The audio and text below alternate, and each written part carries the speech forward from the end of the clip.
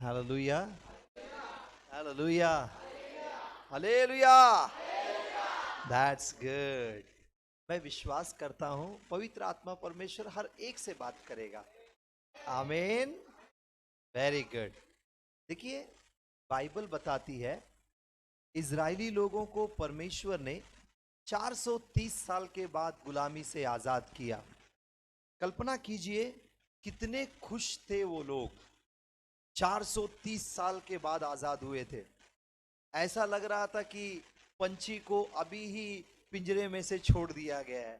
फड़फड़ाते उड़ रहे थे, खुशियों के साथ में, आनंद के साथ में गीत गाते हुए चले गए, प्रभु की महिमा करते करते।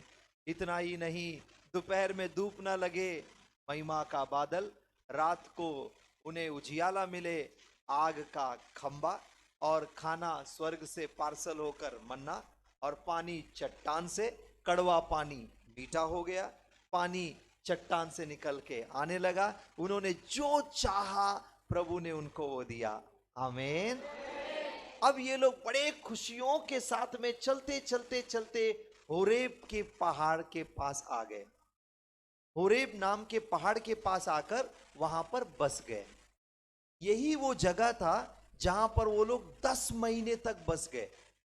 बाइबल बताती है 10 महीने तक लगभग वहां पर वो लोग बस गए। ये बहुत बड़ा समय है। ट्रैवलिंग करने वाले लोगों को ज्यादा से ज्यादा 15 मिनट 20 मिनट आराम कर लेना काफी है ना। लेकिन ये लोग पैदल चलते थे, तो खैर मान लीजिए 2 दिन 4 दिन 6 दिन, ज्यादा ज्यादा 1 हफ्ता आराम कर लेना काफी है। लेकिन ये लोग वही ऐसा जगह था जहां पर 10 महीने तक आराम करने लगे। आपको याद आ रहा है, वही पहाड़ था जहां पर मूसा ऊपर चले गया, जिसको हम लोग सीनाई पर्वत कहते हैं, है ना। उसका दूसरा नाम होरेब है। उसी पहाड़ के पास मूसा भी ऊपर चले गए 40 दिन। और वाओ, और वहां पर भी बहुत जब से बड़ा गड़बड़ वहीं पर हुआ। याद है आपको क्या था गड़बड़? मूर्ति पूजा भी। अय्या। ओके, एनीवे, चलिए, सब कुछ हुआ वहीं पे। वही जगह था जहां पे वो लोग बस गए। अब बसने के बाद में सब कुछ सेटलमेंट हो गया। प्रभु ने दया किया, क्योंकि प्रभु अनुग्रहकारी, दयालु, विलंब से क्रोध करने वाला और अति करुणामय है। उसने उनको क्षमा किया, अपना लिया, सब ठीक हो गया। सब आगे बढ़ना चाहिए था, लेकिन ये आगे बढ़ने के बजाय वहीं बैठ के फोकट का खा रहे हैं, गपा गपा गपा गपा, है ना। तो परमेश्वर का थोड़ा सा दिमाग खराब हो गया। बोला, भाई क्या कर रहे हो तुम लोग यहाँ पे? हल, हुट, आगे बढ़। चलो पढ़े व्यवस्था विवरण पहला अध्याय 6 वचन पढ़ो। व्यवस्था विवरण पहला अध्याय 6 वचन देखो प्रभु क्या बोलते हैं। हाँ,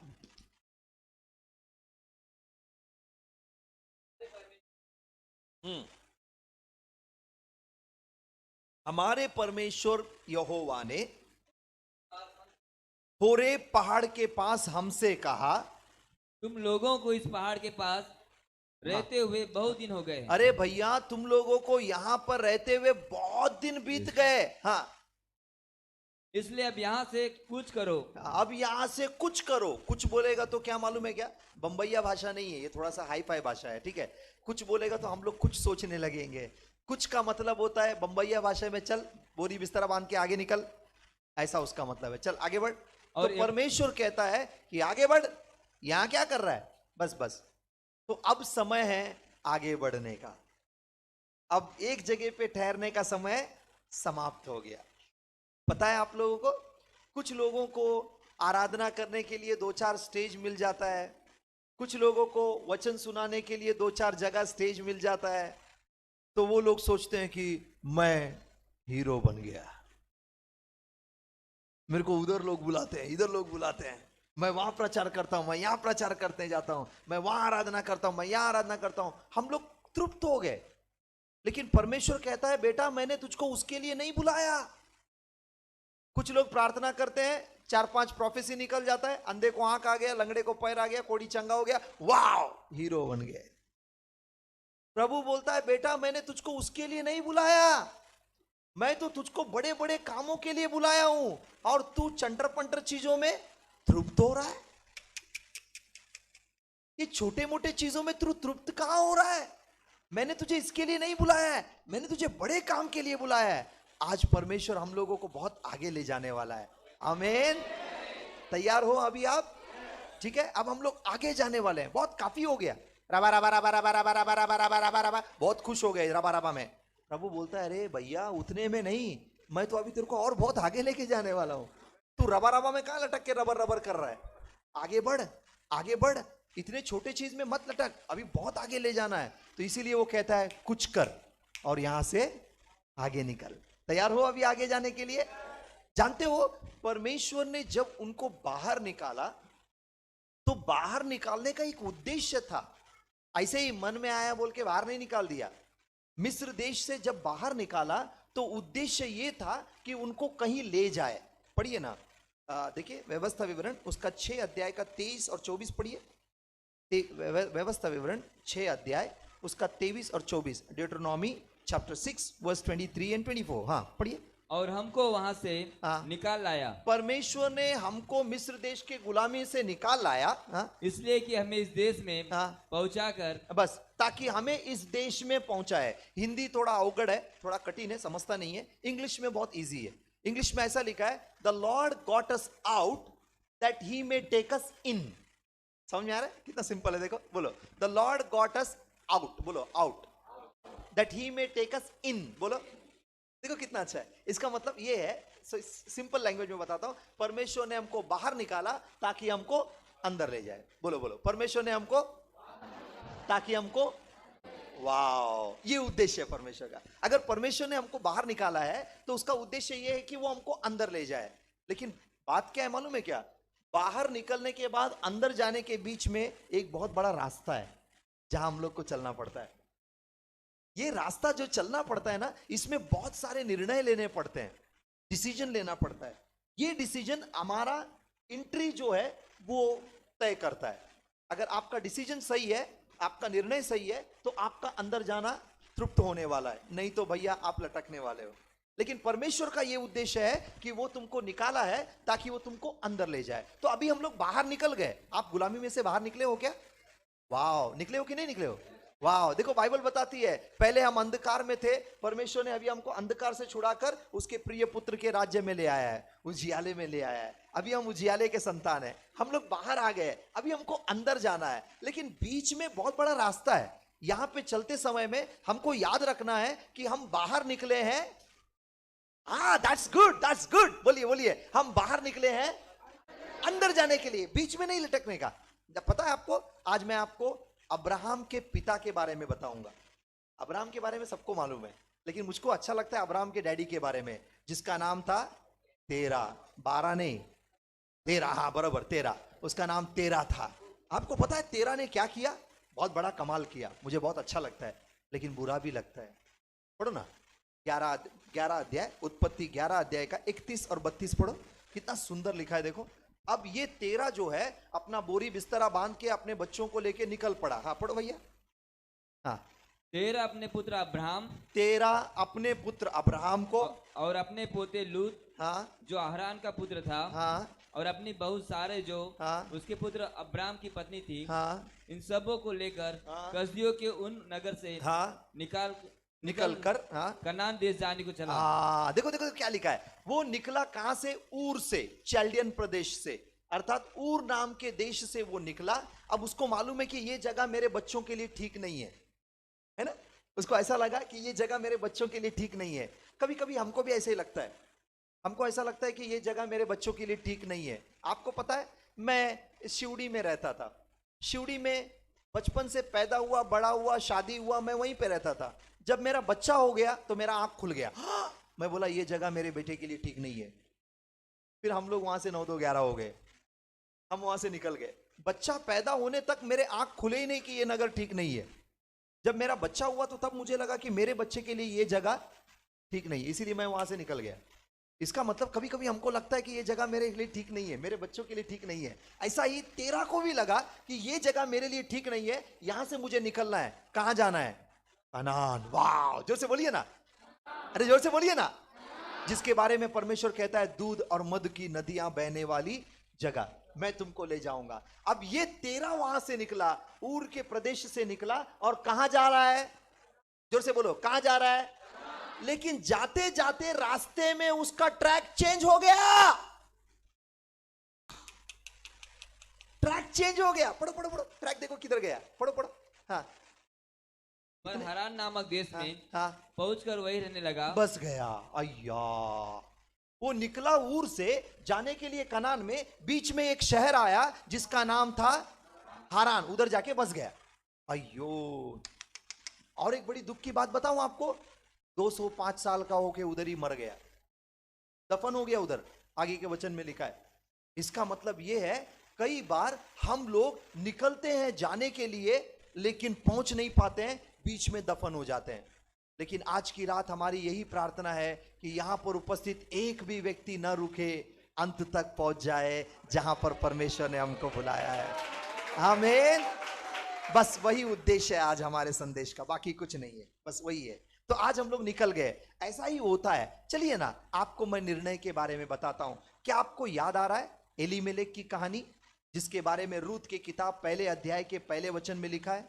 एलीमेलेक जो है वो बेथलेहम में रहता था, और जब वहां पे अकाल पड़ा तो उसने अपनी पत्नी, दोनों बेटों को लिया और वो चला गया मोआब प्रदेश में। आपको पता है वो मोआब में गया, क्या और लोग नहीं थे बेथलेहम में? और भी लोग थे। क्या उन लोगों को पानी मिल रहा था? क्या नहीं मिल रहा था। फिर वो लोगों को छोड़ के ये क्यों चला गया? इसके पास शायद बच्चे थे। क्या दूसरों के पास बच्चे नहीं थे? अब पता नहीं क्या कारण था, लेकिन इतना मैं कह सकता हूं कि परिस्थिति ने उसको ढकेल दिया। चलो मान लेते हैं, ओके, परिस्थिति ने उसको ढकेल दिया, बेचारा चला गया मोआब प्रदेश में। मोआब देश ठीक नहीं है, वहां पे घिनौने लोग हैं, वो लोगों की उत्पत्ति भी ठीक नहीं है। बाप और बेटी से पैदा हुआ एक संतान की जगह है वो ठीक नहीं है, लेकिन फिर भी वो वहां पे चला गया। खैर कोई बात नहीं है, वहां जाकर वो बस गया। क्या उसको लोगों ने बताया नहीं होगा कि वहां पे अकाल खत्म हो गया? शायद लोगों ने जरूर बताया होगा, लेकिन वो ध्यान नहीं दिया। क्यों नहीं ध्यान दिया? मुझे ऐसा लगता है, बाइबल में नहीं लिखा है, मुझे ऐसा लगता है शायद उसका बिजनेस वहां पे सेटल हो गया, वहां पे लोगों का साथ में उसका रेपो बन गया। हाय हाय हेलो हाय हाय, अभी वो एकदम रेपो बन गया, सबके साथ में हाय वाय होने लगा, और वो वहीं पर मर गया। वो वापस नहीं आया बेथलेहम में। अगर उसको ये पता होता कि ये वही जगह है जहां पे संसार का उद्धार करता एक दिन जन्म लेने वाला है, लेकिन खैर उसको पता नहीं था, वो मर गया मोआब देश में। अब मुझे बताइए, उसके मरने के बाद निर्णय लेने का काम किसका है? अरे बोला ना बाबा, उसकी पत्नी का नहीं क्या? तो ऐसा मुंह क्या ताक रहे हो? हाँ, अब उसके मरने के बाद अब निर्णय लेने का काम किसका है? उसकी पत्नी का है। लेकिन उसकी पत्नी एकदम चुप्पे साधी हुई बैठी है, कुछ नहीं बोलती है। दुख की बात मुझे कब लगती है मालूम है क्या? वो चुप तो बैठी ही बैठी, उसके साथ में उसने अपने दोनों बेटों का शादी भी करवा दिया। अय्या, बाइबल में लिखा था कि अन्य जातियों के स्त्रियों से शादी मत करना, लेकिन उसने अपने चिलियोन महिलोन के दोनों बेटों का शादी करवा दिया वहां पे। कितना घिनौना काम किया, जरा सोचो। वो ऐसी स्त्री थी जिसको न्यायियों के बारे में अच्छी तरह से मालूम था। शायद वो छोटी थी जब उसने सैमसन के समय को देखा था। हाँ, वो टाइम की थी जब न्यायी लोग काम करते थे ना, उस समय की जमाने की थी वो। शायद वो उनके लोगों को देखी थी उस समय में, वो अपनी आंखों से कुछ शायद न्यायी लोगों को देखी थी, और उस समय में वो जानती भी थी इन लोगों की कहानी को। फिर भी उसने गंदा काम किया, अपने दोनों बेटों के शादी करवा दिया। एनीवे छोड़िए, अब कहानी आगे बढ़ता है। ऐसा करने के कारण वो तो विधवा तो बनी थी, साथ ही साथ में दोनों बेटों से भी हाथ धो बैठी। अभी वो खाली डब्बा बन गई, कुछ नहीं बचा। जब सब कुछ खत्म हो गया तब उसको याद आया अपना प्रदेश, अपना गांव, अपना प्रभु। तब बहू लोगों को बोलती है, बाय बाय बेटा, मैं जा रही हूं। उसमें से एक थी जो रूथ, जो सिर्फ 10 साल की विश्वासी थी, है ना? उसका शादी होके कितना साल हुआ था? 10 साल। अब वो 10 साल की विश्वासी क्या बोलती है मालूम है क्या? मैं तुझे छोड़कर नहीं जाऊं। हाँ, ओरफा क्या बोलती है? Bye bye, thank you for releasing me. वो चली गई, रिलीज हो गई ना, कभी अभी दूसरा मिल जाएगा हीरो। लेकिन ये बोलती है कि नहीं, तेरा गांव मेरा गांव, तेरे लोग मेरा लोग, जहां तू मरेगी वहां मैं मरूंगी, तेरा परमेश्वर मेरा परमेश्वर। हालेलुया। अब मुझे बताइए, रूथ कितने साल की बिलीवर थी? 10 साल की। और ये बुड्ढी नाओमी कितने साल की बिलीवर थी? अरे बोला ना बाबा। हाँ, वही तो मुझे बुरा लग रहा है। मुझे बुरा इस चीज का लग रहा है, ये बुड्ढी बचपन से संडे स्कूल में जाती थी, लेकिन इसका निर्णय कितना खराब था। ये लड़की 10 साल की बिलीवर है, लेकिन इसका निर्णय कितना अच्छा था। इसका मतलब क्या मालूम है? आजकल जो पुराने विश्वासी लोग हैं ना, उन लोगों का निर्णय खराब हो रहा है। क्यों मालूम है क्या? आम्हाला सर्व माहिती आहे, माझा बाप पास्टर आहे, माझा माझा आजोबा आजोबापासून आम्ही लोक हे आहोत। उनको क्या लगता है मालूम है क्या? हम लोग बहुत बड़ा विश्वासी लोग हैं, इसीलिए उन लोगों का निर्णय खराब है। लेकिन अभी जो नया नया विश्वासी लोग आया है ना, उन लोगों का निर्णय बहुत अच्छा है। समझ में आ रहा है? बहुत अच्छा है। इसीलिए घमंड मत करो, निर्णय अच्छा लो, क्योंकि तुम्हारा निर्णय तुम्हारे जिंदगी को बनाएगा। अब मैं आपको एक व्यक्ति के पास लेके जाता हूं, ध्यान से सुनना। लेकिन उस व्यक्ति के पास लेके जाने से पहले मैं आपको एक बात बताना चाहता हूं। जानते हो रूत ने ऐसा निर्णय क्यों लिया? किसके कारण लिया? क्या वो यहोवा को जानती थी? यहोवा के चमत्कार को क्या उसने देखा था? फिर कैसे जानती थी? उसने नाओमी के चरित्र को देखा, उसने नाओमी के अंदर यहोवा को देखा। वो यहोवा को नहीं जानती थी, वो परमेश्वर को नहीं जानती थी, लेकिन नाओमी के अंदर उसने देखा। इसका मतलब हमें ऐसा जीवन जीना है ताकि लोग हमारे अंदर यीशु को देखने लगे, है ना? हमारे जीव से नहीं, हमारे शब्दों से नहीं, हमारे जीवन से। वो नाओमी ने किया, उसके लिए मैं उसको सैल्यूट करता हूं। बहुत बेस्ट काम किया उसने। एनीवे, इस कहानी को यहां पे छोड़ देते हैं। अब आ जाइए लूत के पास। किसके पास? लूत के पास। आपको पता है, लूत और अब्राहम दोनों एक जगह में खड़े हो जाते हैं। चाचा भतीजा को बोलता है, बेटा तू पूरब तो मैं पश्चिम, तू उत्तर तो मैं दक्षिण, दोनों के बीच में झगड़ा अच्छी बात नहीं है। तो वो बोलता है ठीक है अंकल। ऐसा देखता है, बोलता है वाओ क्या जगह है, सुपर्ब, सदोम और गोमोरा, और वो वहां पे चला जाता है। तो अंकल बोलता है बाय डार्लिंग, बाय बाय बोलकर वो यहां पे चला जाता है। अब हुआ क्या मालूम है? जब वो गया तो तब उसने देखा कि इतना सुंदर जगह। पढ़िए ना 13 अध्याय उसके 12 वचन को, उत्पत्ति 13 अध्याय का 12 वचन। अब वो चला गया कहां पर? सदोम के पास। अब सदोम नाम के शहर में बाइबल बताती है सदोम और गमोरा ऐसा था जैसे लगता था कि अदन की वाटिका, ऐसा बाइबल बताती है। और बाइबल ये भी बोलती है वो ऐसा लगता था जैसे स्वर्ग का garden, wow the garden of haven, ऐसा बाइबल में लिखा है। एनीवे, वो वहां पर गया और बोला वाओ मैं इसके अंदर जाके बस जाऊंगा। बसने से पहले उसने किसी से पूछा होगा। अब आप और मैं 1 BHK 2 BHK घर अगर खरीदते हैं तो कम से कम 10 क्वेश्चन पूछते हैं। ये कैसा है, लोड बेयरिंग है क्या, अच्छा है क्या, कितने का एरिया है, पानी आता है क्या, लाइट बरोबर है क्या, यहाँ पे कैसा है, लोग कैसा है, इधर मार्केट बगल में है क्या, स्टेशन है क्या, सब पूछते हैं। बरोबर 10 क्वेश्चन पूछते हैं 1 BHK खरीदने से पहले। अब ये अपने बेटियों को और अपना पूरा परिवार को, अपनी पत्नी को लेके जाके अंदर बसने वाला है, तो ये क्वेश्चन पूछेगा कि नहीं पूछेगा? बोला ना बाबा, पूछेगा ना क्वेश्चन। तो वो पूछा होगा भाई साहब ये सदोम और गमोरा कैसा है? ए भाई उधर मत जा। हाँ क्या, क्यों, क्या हो गया? अरे उधर औरत को छोड़ के आदमी को पकड़ता है। एप्पा ऐसा है क्या? ठीक है ठीक है भाई, ठीक है ठीक ठीक, अभी कंफर्म करने का ना, अभी एक आदमी को पूछ के थोड़ी कोई ये लेगा। नहीं नहीं, बोला कंफर्म करेगा। भाई साहब ये सदोम और गमोरा कैसा है? बोला उधर मत जा। बोला क्यों? अरे बाप रे उधर इतना गंदा लोग है। ठीक है ठीक है ठीक है ठीक है ओके। अब वो बोला भाई ये क्या है रे बाबा, ये बहुत बेकार जगह है लगता है। बोला अरे बाप रे बहुत, अभी वो उसको पता है ना, उसको बेटी लोग को लेके जा रहा है, पत्नी को लेके जा रहा है, परिवार को, खानदान को, सबको लेके जा रहा है, उसके साथ में बहुत सारे जीव जंतु प्राणी पशु पक्षी और लोग भी हैं। वो बोला भाई नहीं जाने का, अंदर नहीं जाने का। फिर क्या किया मालूम है क्या? वो अंदर नहीं गया, लेकिन सदोम के बगल में जाकर बस गया। पढ़ो पढ़ो पढ़ो पढ़ो पढ़ो पढ़ो। अब्राम कनान देश में रहा, पर लूत उस तराई के नगरों में रहने लगा और अपना तंबू सदोम के निकट खड़ा किया। बोलो सदोम के निकट। सदोम के निकट। जरा ध्यान से सुनना, बहुत इंपॉर्टेंट चीज बता रहा हूं। सदोम के निकट, बोलो जोर से बोलो ना, सदोम के निकट। सदोम के निकट। सदोम के अंदर नहीं गया, उसको मालूम पड़ा ना, ये देखो इनसे कंफर्म किया, शी गंदा है, शी गंदा है, तो इतना सुनने के बाद कोई अंदर जाएगा क्या? नहीं। वो किधर गया? फिर से बोलो, किधर गया? आजकल के बिलीवर लोग यही गलती करते हैं। आजकल का बिलीवर लोग अंदर नहीं जाते हैं, निकट जाते हैं। थॉमस भैया, आपने बताया था ना उस दिन गरबा नहीं खेलने का, डांडिया नहीं खेलने का, उस दिन से मैं बिल्कुल नहीं खेलता है। हाँ क्या? नहीं, बिल्कुल नहीं। फिर क्या करता है? वो खेलने वाले को मैं देखता है। उसका मतलब क्या है? उसका मतलब है अल्लाह का मल्ला का वंदे। समझ में आ रहा है क्या? इसका मतलब अंदर नहीं गया, लेकिन किधर गया? हाँ, बगल में गया। बरोबर क्या नहीं? अब जानते हो क्या हुआ? हेलो, जानते हो क्या हुआ? मुझको कमाल लगता है। 13 अध्याय 12 वचन अभी हम लोगों ने पढ़ा, बरोबर? उसके ऊपर हाथ रखो।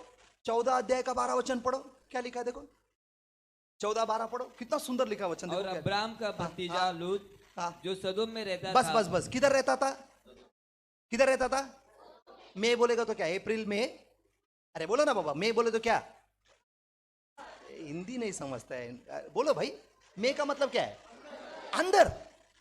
13 अध्याय का 12 वचन में लिखा है निकट रहता था। 14 अध्याय का 12 वचन में लिखा है अंदर रहता था। अभी मेरा क्वेश्चन ये है, वो गया कब? मेरा बाइबल में तो नहीं लिखा है। मेरा बाइबल में मैं ढूंढता हूं, एक एक एक एक एक एक आध मात्रा ढूंढता हूं, मिलता ही नहीं है। वो उधर लिखा ही नहीं है। लेकिन बाइबल बोलता है वो अंदर था। अंदर गया कब? ध्यान से सुनो, एक्चुअली वो अंदर नहीं गया, वो बगल में ही है। तो बाइबल में उसको अंदर क्यों लिखा है? क्योंकि बाइबल जो है ना, वो निकट को अंदर मानता है। अगर आप नजदीक गए ना, तो बाइबल आपको नजदीक नहीं बोलेगा।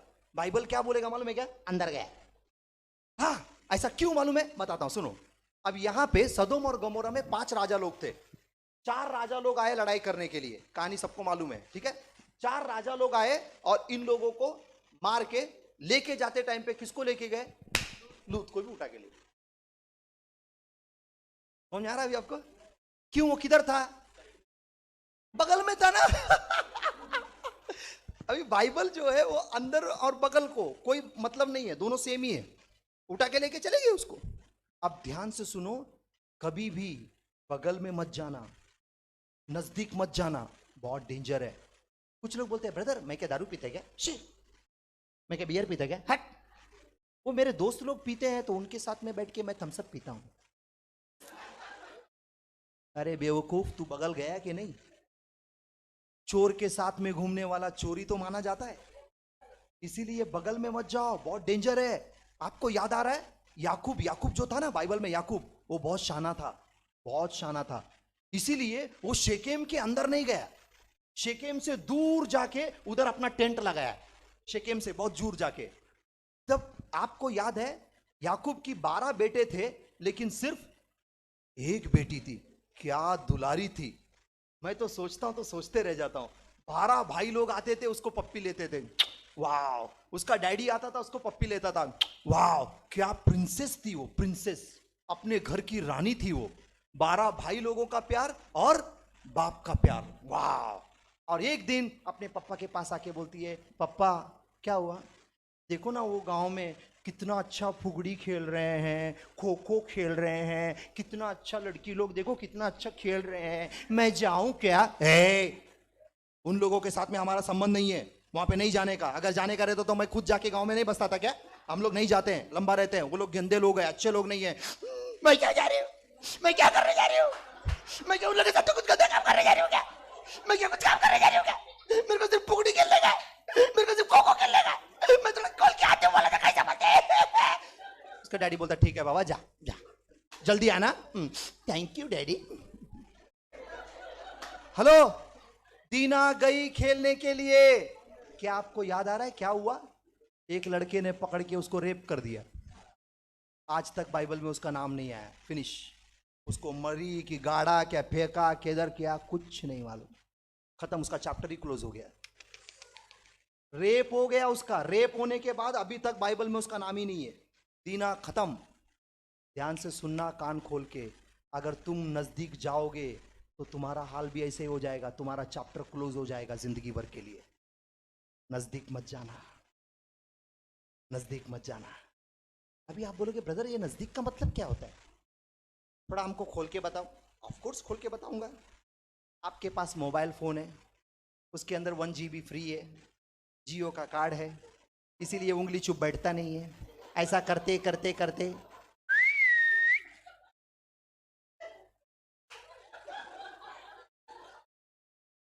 मैं क्या व्यभिचार किया क्या, मैं क्या वेश्या के पास गया क्या, मैं क्या गंदा काम किया क्या, मैं क्या ये किया क्या, तो ये क्या है, ये भी तो वही है।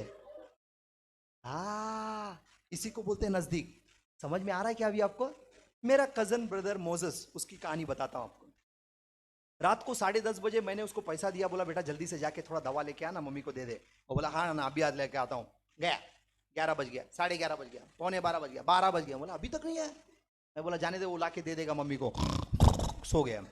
रात को 1 बजे फोन आया, मैं बोला भाई इतना रात को 1 बजे कौन फोन कर रहा है? बोला हॅलो. हॅलो, हा मी इन्स्पेक्टर बोलतोय पोलीस स्टेशनवरनं. काय इन्स्पेक्टर? नाही नाही सर हे चुकीचा नंबर आहे. चुकीचा नंबर नाही, बरोबर आहे. बरोबर आहे. मग बोला बोला काय झालं? थॉमस आहे ना तुमचं नाव? मला हा माझं नाव थॉमस आहे. तुम्हाला कसं माहिती आहे? तुमचा भाऊ मोजस? हा तो आतमध्ये आतमध्ये. लवकर या लवकर या. मला काका काका काय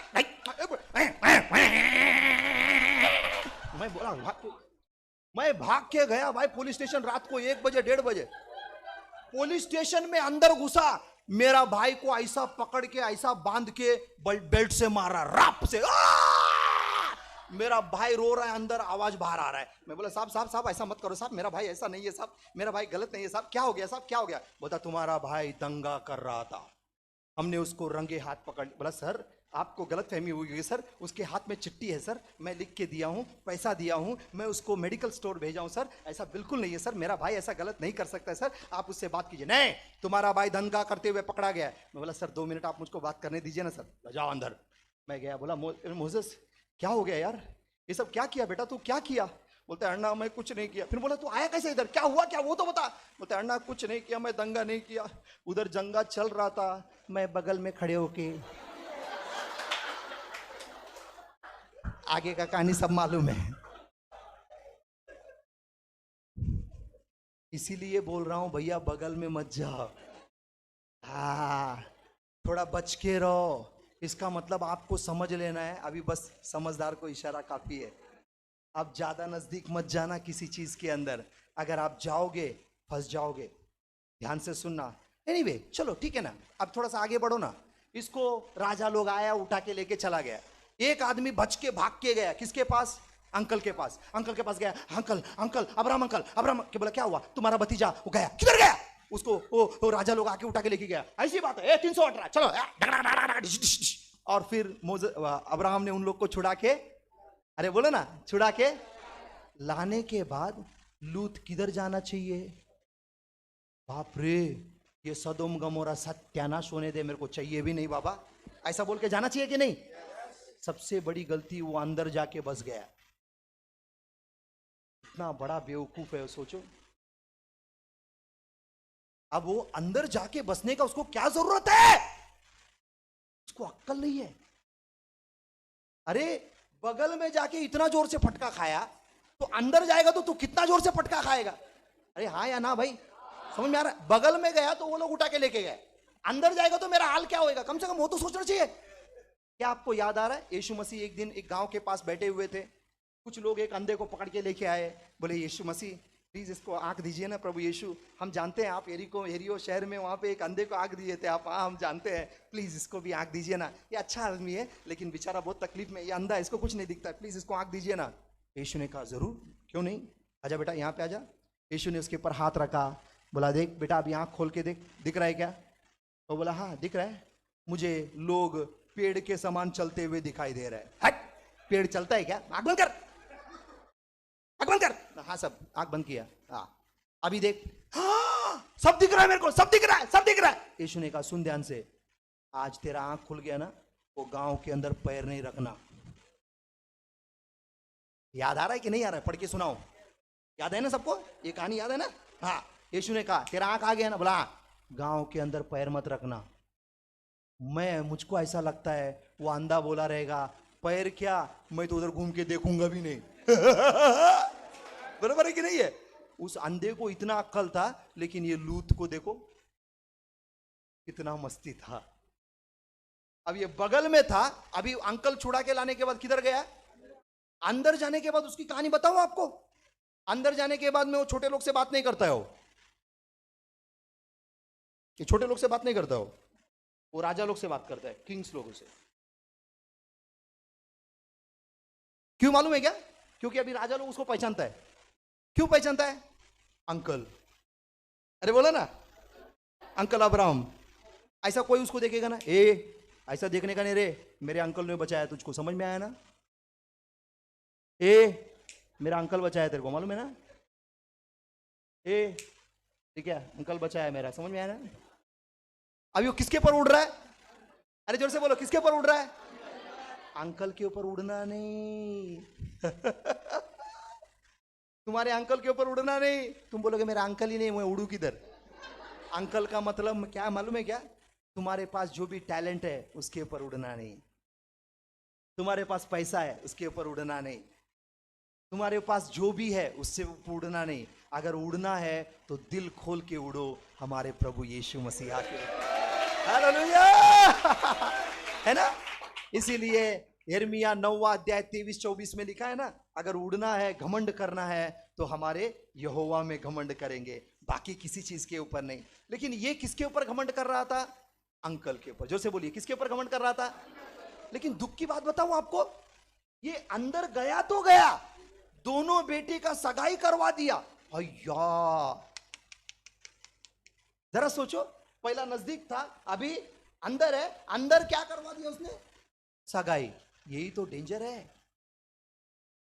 यही तो डेंजर है। अगर आज आप में से किसी को ऐसा लग रहा है कि मैं अंदर हूं या बगल में हूं, तो प्लीज बाहर आ जाइए, बच जाइए। हमारा यही रास्ता है, हम लोगों को निकलना बहुत जरूरी है। एनीवे, परमेश्वर ने हमको बाहर क्यों निकाला है? ताकि हमको, बोलो जोर से, ताकि हमको, लेकिन बीच में लटक के मत रहना, बहुत डेंजर है भाई, बीच में मत लटकना। जानते हो बाइबल क्या बताती है हम लोगों के जीवन के बारे में? ताकि हमको अंदर ले जाए। चलो एक घटना मैं आपको बताऊंगा, बहुत सुंदर है। पास्टर एसआर मनोहर ने इसको बहुत अच्छी तरह से बताया, मैं आपके सामने प्रस्तुत करना चाहूंगा, जो मेरे दिल को छू गया। ध्यान से सुनना, बहुत सुंदर है ये घटना। अब घटना इस प्रकार से है कि इजरायली लोग गुलामी में से आजाद हो गए। आजाद होने के बाद में मूसा ने उनसे कहा कि सुबह हम लोग इस देश को छोड़ के जाने वाले हैं, इसीलिए अपने अपने पड़ोसी के पास जाकर सोना चांदी सब लूट के लेके आओ। तो सब इजरायली लोग गए, क्या करने के लिए? सोना चांदी लूटने के लिए। क्या लूटना हमारे लिए अच्छी बात है? बिल्कुल नहीं। तो मूसा ने ऐसा क्यों कहा जाके लूट के लेके आओ? वो किसी और का नहीं था, वो उनके बाप का माल था। इजिप्त में, मिस्र देश में जितना भी सोना चांदी पैसा था, उसको किसने जमा किया था? इजरायलियों का बाप जोसेफ ने जमा किया था। याद आ रहा है कि नहीं आ रहा है? 7 साल तक वो चावल दाल सब जमा करके जब बेचता था, तो वो सोने पे बेचता था, पैसे पे बेचता था, वो सब जमा किया हुआ था। तो अल्टीमेटली सोना चांदी जितना भी मिस्र देश में था, वो किसका था? इजरायलियों का था। इसीलिए जाओ सीना तान के लेके आओ, बाप का माल है कि नहीं? तो ये लोग अपना बाप का माल लेने के लिए गए, और बाइबल में लिखा है परमेश्वर ने वहां के लोगों को उनको फेवरेबल कर दिया, उनको उनके ऊपर कृपालु कर दिया। वो लोग लुटा लुटा के क्या क्या करने लगे? देने लगे। बोला बाबा तुम लोग यहां से जल्दी से जाओ, ये लो जाओ, ये लो जाओ। उसमें एक आदमी था मिस्र देश में, उसका नाम था नदीम। वो टोकरी भर के सोना लेके आया, पूरा टोकरी भर के सोना, और ऐसा लेके आया, और एक आदमी के पास आया जिसका नाम था बेंजामिन। बेंजामिन को बोलता है, बेंजामिन ये ले, ये टोकरी भर के सोना ले, तुम्हारा परमेश्वर सचमुच महान है। न जाने क्यों ये फारोन राजा अपने दिल को कठोर कर लिया। अगर फारोन राजा अपने दिल को कठोर नहीं करता तो आज मेरा बड़ा बेटा नहीं मरता। लेकिन मैं जानता हूं तुम्हारा परमेश्वर बहुत महान है। फारोन के हाथों से छुटकारा पाना साधारण बात नहीं है, लेकिन उसके हाथ से अगर तुमको परमेश्वर ने छुड़ाया है तो सचमुच तुम्हारा परमेश्वर बहुत महान है। मैं जानता हूं बेंजामिन, मैं जानता हूं तुम्हारा परमेश्वर बहुत बड़ा है। एक ही रात में उसने तुम लोगों को आजाद कर दिया, तुम्हारा परमेश्वर अद्भुत है और वो तुम लोगों को वादा के प्रदेश में जरूर लेके जाएगा बेंजामिन, जरूर लेके जाएगा। God bless you. लेकिन क्या करूं, मैं तो मिस्र का हूं, मुझे तो यहीं रहना है। लेकिन कोई बात नहीं है, अगर कभी ऐसा मौका, नदीम रे इजरायली नहीं, बेंजामिन अने मैं ब्लेस्ड हूं, मैं ब्लेस्ड हूं, मैं ब्लेस्ड हूं, मैं आशीषित हूं, परमेश्वर ने हमको आशीष किया है। यस, तुमको मालूम है नदीम, यहां बाहर ये देखो, दिख रहा है ये जो बादल छाया हुआ है ना, ये महिमा का बादल है। ये हम लोगों को छाए हुए रहता है, हम लोगों को बिल्कुल गर्म नहीं लगता है। ये देखो रेत, देखो ना, ये देखो रेत कितना ठंडा है, देखो रेत कितना ठंडा है। ये बादल हमको छाए हुए रखता है। और शाम को ठीक 6:30 बजते ही ये बादल ऐसा घूमता है और खंबा बन जाता है, उसके अंदर आग निकलने लगता है।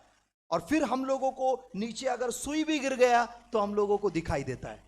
हमारा परमेश्वर कितना महान है, कितना महान है। हम बहुत आशीषित है नदीम, बहुत आशीषित है। नदीम बोलता है, हाँ मैं जानता हूं बेंजामिन, तुम आशीषित हो, लेकिन मुझे एक बात नहीं समझ में आया। क्या तुम्हारा परमेश्वर तुम लोगों को वाचा के प्रदेश में ले जाने वाला था, अब 30 साल गुजर गया, अब तक तुम यहां पर क्यों हो? अरे नदीम, तुम्हारे समझ में नहीं आएगा। इधर आओ, इधर आओ, इधर आओ।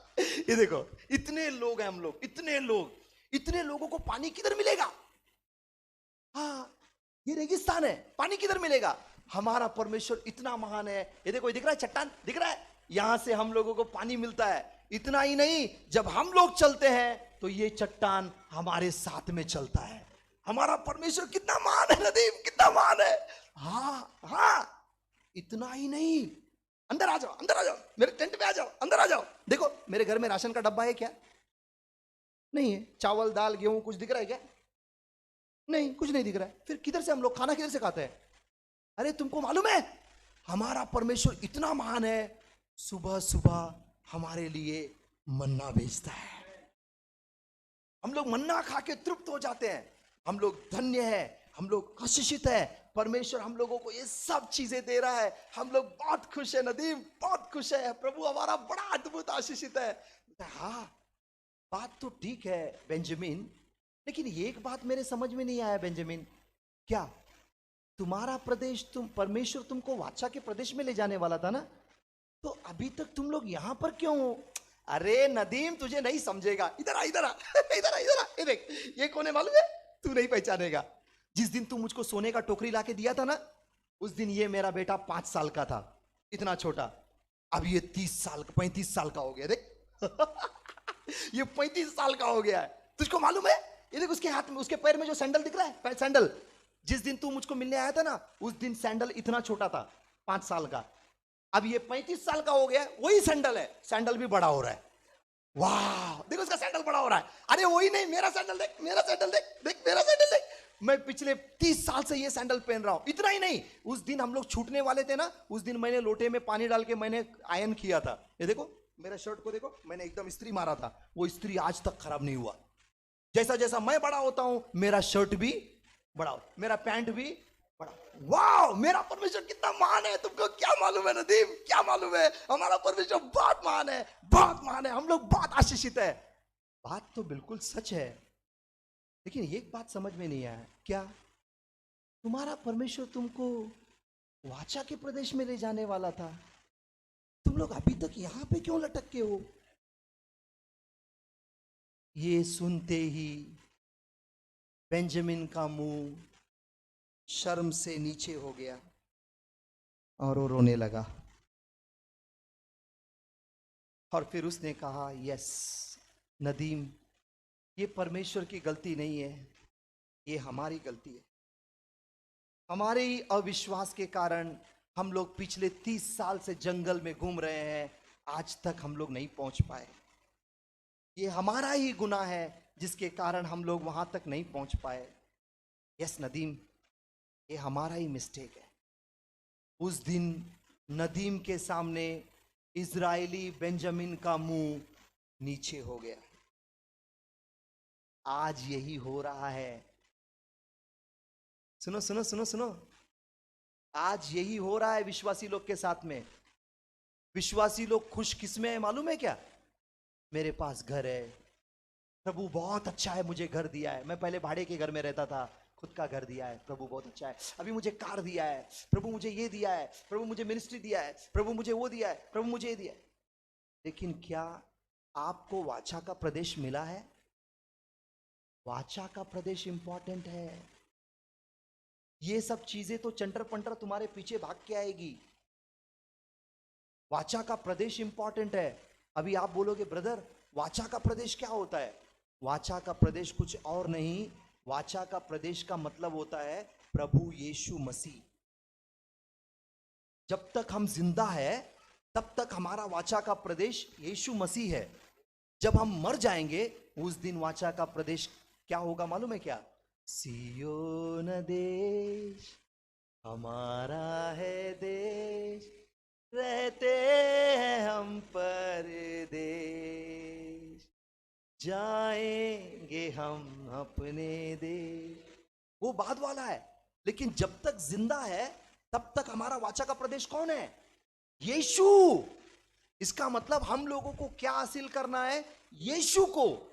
अगर आपने बहुत बड़ा मिनिस्ट्री हासिल किया है, आप बहुत बड़े चमत्कार करते हैं, चंगाई करते हैं, प्रोफेसी करते हैं, हीलिंग करते हैं, मिरेकल करते हैं, बहुत अच्छे गीत गाते हैं, बहुत अच्छा टीचिंग देते हैं, बहुत अच्छी आराधना करते हैं, बहुत अच्छा म्यूजिक बजाते हैं, आपके पास बहुत सारे कैसेट है, या आप इंटरनेशनल स्पीकर है, या आप दुनिया में जाने जाते हो, हर कोई आपसे मिलना चाहता है, हर कोई आपको हाथ मिलाना चाहता है, आपका सिग्नेचर लेना चाहता है, आप बहुत बड़े इंसान हो, फिर भी आप उतने सिद्धता तक नहीं पहुंचे। सिद्धता तक पहुंचने का मतलब होता है यीशु को हासिल करना। अभी आप बोलोगे ब्रदर यीशु मेरे दिल में है, उसको क्या हासिल करूं? नहीं, सुनो सुनो सुनो सुनो, बताता हूं। जब इजरायली लोग कनान देश में जाते थे तब परमेश्वर बोलता था वहां पे किसी को छोड़ना नहीं, सबको मार देना और उस प्रदेश को अपने वश में कर लेना। बरोबर कि नहीं है? अरे हाँ या ना? थोड़ा सा मैसेज हैवी है, समझने का कोशिश करना, बहुत इंपॉर्टेंट है। ओके, अब देखो क्या लिखा हुआ है। लिखा हुआ है जब तुम प्रदेश में जाओगे, कनान देश में, वहां के सब लोगों को मार देना, उस देश को अपने वश में कर लेना। आज हमको वही करना है। हम लोगों को रोकने वाले दुश्मनों को मारना है, और हमको वाचा का प्रदेश कौन है? यीशु मसीह, उसको क्या करने का? वश में करने का। अभी आप बोलेंगे ब्रदर यीशु को वश में कैसा करेगा? बताता हूं, सुनो। यीशु मसीह का स्वभाव तुम्हारे अंदर हो, ऐसा फिलिपियो 2 अध्याय का 5 वचन में लिखा है ना? उसका स्वभाव हमारे अंदर हो। वो क्या है? वही तो वाचा का प्रदेश है। हाँ देखो, यीशु मसीह के अंदर क्या है मालूम है क्या? सत्य है। तो उसको क्या करने का मालूम है क्या? खींच लेने का सत्य को अपने अंदर। इसका मतलब तुमने वाचा का प्रदेश को क्या किया? पोजेस किया। अभी और एक बाकी है, और एक बाकी है। क्या बाकी है? यीशु मसीह दीन है, नम्र है, उसका नम्रता को खींच लेने की। नम्रता हो गया क्या? सत्य हो गया क्या? आगे बढ़ने का। और क्या है यीशु मसीह? यीशु मसीह में घमंड नहीं है, तो मेरे अंदर भी घमंड नहीं चाहिए। यीशु मसीह का दीन स्वभाव, यीशु मसीह के हर एक स्वभाव को अपने अंदर लेना है। उसको बोलते हैं पोजेस करना, उसको बोलते हैं अंदर प्रवेश करना। अब आपको याद आ रहा है परमेश्वर ने हमको बाहर निकाला ताकि, हेलो, ताकि इधर अंदर यीशु मसीह में। जब तक हम इस दुनिया में जिंदा है तब तक हम लोग यीशु को हासिल करते जाएंगे, करते जाएंगे, करते जाएंगे। और यीशु मसीह का वाचा का प्रदेश किधर है? मैं। बोलो किधर है? मैं। वो मुझको हासिल करना चाहता है। वो चाहता है कि मैं उसको, वो मुझको हासिल करे, और मैं चाहता हूं कि मैं उसको हासिल करूं। यही हमारा उद्देश्य है और कुछ नहीं है। अब यीशु मसीह का स्वभाव तुम्हारे अंदर हो, ये इंपॉर्टेंट है। लेकिन आजकल लोगों का स्टाइल कैसा है मालूम है क्या? ओ प्रभु बहुत अच्छा है, उसने मुझे ये दिया है। मैं उसके विरोध में नहीं हूं, मैं विरोध में नहीं हूं। अगर प्रभु ने आपको आशीष दिया है तो वो गलत नहीं है, वो आशीष है। गाड़ी बंगला घर दिया है तो अच्छी बात है, आपको चंगाई दिया है अच्छी बात है, लेकिन वही काफी नहीं है। यीशु कितना है तुम्हारे अंदर? लेकिन आज क्या हो गया मालूम है क्या? हमको सब आशीष मिल गया है, यीशु को साइड में रखा है। किसके जैसा? अभी बताया ना मैंने स्टोरी, बेंजामिन के जैसा। बेंजामिन को सब आशीष मिल गया, लेकिन वाचा का प्रदेश, जंगल में घूम रहे वो लोग। वैसे ही आज हमारा भी कहानी है, हमको सब आशीष मिल गया लेकिन यीशु नहीं मिला। क्या यीशु का दीनता तुम्हारे अंदर है? नहीं, मुंह खोलते ही पता चलता है तुम्हारे अंदर घमंड है। हाँ, इसका मतलब यीशु नहीं है, यीशु का स्वभाव नहीं है। बाकी सब है, बाकी सब आशीष है, लेकिन यीशु किधर है? इसीलिए आज हम लोग यीशु को हासिल करेंगे, यीशु को हासिल करेंगे अपने अंदर और ज्यादा और ज्यादा और ज्यादा। आज हम लोग ये कसम खा लेंगे कि मैं वाचा का प्रदेश को हासिल कर लूंगा। मेरा वाचा का प्रदेश कोई और नहीं है, प्रभु यीशु। उसका स्वभाव मेरे अंदर, दीनता। आपको 2-3, समय बहुत कम है, लेकिन 2-3 पॉइंट आपको जरूर बता दूंगा। आपको पता है आजकल हम लोगों को एक बात अच्छी तरह से समझना है, यीशु मसीह में किसी भी प्रकार का पाखंड नहीं था, ढोंग नहीं था, ढोंगीपन नहीं था। लेकिन आज बहुत सारे विश्वासियों के अंदर ढोंग है, ढोंग है।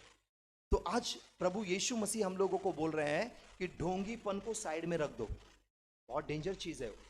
तो आज हम लोगों के अंदर, हम लोगों को ढोंग नहीं चाहिए, सब कुछ ओपन चाहिए, जो कुछ है वो क्लियर चाहिए। और आज बहुत सारे विश्वासियों के अंदर झूठ है। झूठ जो है ना वो कॉमन है, एकदम कॉमन है। आज सेवा करने वाले भी झूठ बोलते हैं, विश्वासी लोग भी झूठ बोलते हैं, सब झूठ बोलते हैं। झूठ बोलने में मैं ऐसा नहीं बोलूंगा सब झूठ बोलते हैं, अधिकतर विश्वासी लोग झूठ बोलते हैं। क्यों मालूम है क्या? झूठ बोलना पाप नहीं माना जाता है आज के जमाने में, लेकिन बाइबल उसको मानता है। और बाइबल बाइबल है, हाँ माने हाँ, ना माने ना, फिनिश। आज आपको सोचना है, आज आपका निर्णय है। अगर आज आप प्रभु को अपने हाथों में अगर ये वश करना चाहते हो, वश करने के लिए आपको एक काम करना होगा। नहीं बोलते हैं, 80% सच बोलते हैं, 20% झूठ बोलते हैं ना। उसका दीनता, उसका नम्रता, उसका प्यार, हाँ, हम उसको पोजेस करेंगे। आज हम लोग बोलेंगे मुझे यीशु चाहिए। यीशु अगर आप टेंट है, हर एक चीज हमारे जीवन में इंपॉर्टेंट है, वो सब आपके पीछे भाग के आएगी, लेकिन प्रभु यीशु का स्वभाव पहले आना चाहिए। तो आज से हम लोग बोलेंगे प्रभु मुझे आपने अगर सारा आशीष दे दिया, पैसा, तो बहुत बुरा होगा आपके साथ, बहुत बुरा होगा। आज आपको पूरा सत्य का ज्ञान लेना जरूरी है। इसका मतलब क्या है? यीशु आपके अंदर, रग रग में यीशु, आपके गुणों में यीशु, आपके शब्दों में यीशु। इसीलिए बाइबल में लिखा है ना, उसके अंदर छल की बात नहीं थी। हाँ, उसके अंदर छल की बात नहीं थी। इसका मतलब क्या है? इसका मतलब यह है यीशु बहुत क्लियर था, क्रिस्टल क्लियर था। क्या मैं क्रिस्टल क्लियर हूं? सोचो, यीशु में घमंड नहीं था, क्या मेरे अंदर घमंड है? सोचो ना। तो आज हम लोग क्या करेंगे? उसके स्वभाव को वश में करेंगे। तो आज से आपका प्रार्थना क्या होना चाहिए मालूम है क्या? हे प्रभु मुझे तेरे जैसा बनना है ना? इसीलिए लिखा हुआ है ना मत्ती के 5वें अध्याय के 48 वचन में, जैसा तुम्हारा पिता सिद्ध है वैसा तुम भी सिद्ध बनो। तो आज हम लोग क्या बोलेंगे मालूम है क्या? मुझे आपके जैसा बनाइए, मुझे आपके जैसा सिद्ध बनाइए, मुझे आपके जैसा बनना है। मेरे नजर में, मेरे सुनने में, मेरे चाल चलन में, मेरे ख्यालों में, मेरे विचारों में, अगर आपको यीशु का स्वभाव मिल गया, हेलो ध्यान से सुनना, यीशु का स्वभाव मिलने का मतलब बहुत सिंपल है। यीशु के अंदर हम लोग और उतरते जाएंगे, और मुझे चाहिए प्रभु, और मुझे चाहिए। क्या आपको याद आ रहा है 31 राजा लोगों को मार दिया किसने? यहोशू ने, ताकि वाचा के प्रदेश को वो अपने वश में कर सके। लेकिन ध्यान से सुनना, ऐसा नहीं है कि ये आसान है, नहीं नहीं नहीं नहीं नहीं। जब आप यीशु मसीह के स्वभाव को अपने अंदर वश करना चाहोगे, तब बीच में राजा लोग आएंगे बड़े बड़े। हाँ, ओग, बाशान का राजा, सिहोन, ये सब लोग आएंगे बड़े बड़े, 14 फीट का, 13 फीट का, बहुत हट्टे कट्टे ये सब राजा लोग आएंगे। तब आपको डरना नहीं है, आपको बोलना ए चल साइड में हो जा। आपको पता है जब हम लोग यीशु को हासिल करने जाते हैं, तो सबसे बड़ा जो राजा हम लोगों को रोकने आता है, उसका नाम क्या है? उसका नाम है मैं। याद है ना?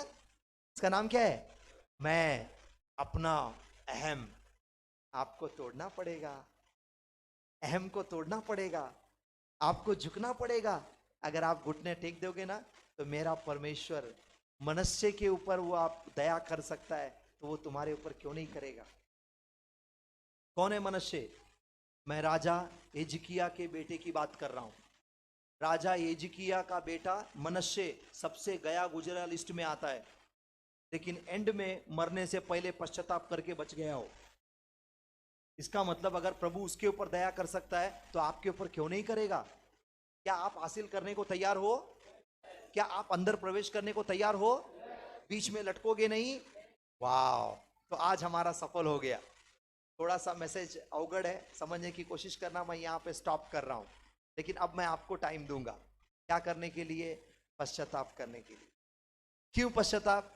आज तक मैं मजा ले रहा था आशीषों में, ये आशीष मिल गया धन्यवाद, वो मिल गया धन्यवाद, ये मिल गया धन्यवाद, ये हो गया धन्यवाद, हो गया धन्यवाद। नहीं, वो तो मिलना ही है, वो तो हमारा भाग है, वो हमारा रोटी है। आज जैसे देखो पास्टर ने प्रार्थना किया, हम लोगों ने प्रार्थना किया, अभी हम लोग सब लोग प्रार्थना किए, उद्धार होना चाहिए, है ना, छुटकारा होना चाहिए, चंगाई होना चाहिए, हम सब लोगों ने प्रार्थना किया। क्या वो गलत है? नहीं, वो तो होना ही चाहिए। लेकिन हम लोग बोलेंगे प्रभु मुझे आपका स्वभाव चाहिए, मेरे अंदर आपका स्वभाव आता है क्या नजर? अगर मेरे अंदर आप नजर नहीं आ रहे हैं तो मेरा जीवन ही बेकार है। आज हम लोग ये निर्णय लेंगे। तैयार हो? चलिए अपनी आंखों को बंद करते हैं।